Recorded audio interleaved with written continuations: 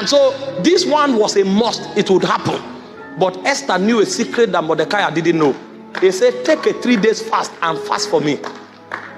He said, and I will go into the king's chamber, which is against the law. And he said, if I perish, I perish. That is not a casual statement. Because if you enter when you are not called, you will perish. They will behead you. He said, but I am willing to take the risk of my life to save Israel. However, there is a slim chance. And that slim chance is tied to the mystery of fasting. And the Bible said, Esther and her maidens and Israel fasted for 3 days. And suddenly, this lady's power was supposed to be her beauty.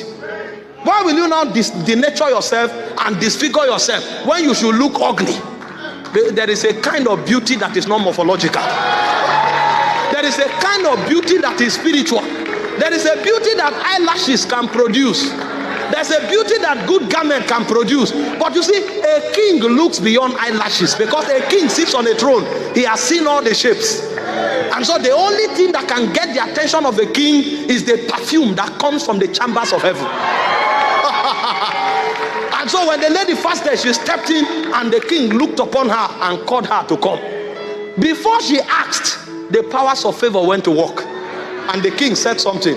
He said, what do you want? He said, ask me. And before she asked, the king made a statement that suggested he was not trained. Because a king's word is law. So kings don't talk quick.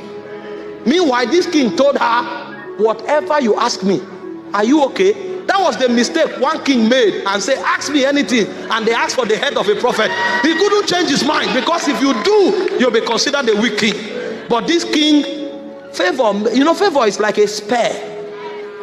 He didn't know what he was saying. Even his utterance were given to him. He said, ask, even up to half of my kingdom. The man was willing to share power. What kind of authority? But the Bible said the reason that manipulation was happening was because Esther had found favor. But that favor was not a gift. It was engendered by fasting.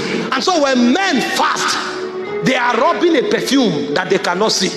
When men fast, they are stepping into an economy of favor, an economy that has the power to break protocols, an economy that has the power to change the heart of a king. If you study the whole scripture, only one being has the authority to change the heart of kings. It's God himself. He said the heart of the king is in the hands of the Lord. He has the power to turn it. And so when you generate favor, you become like the hand of God. The hand that can utter the heart of kings. That was the power.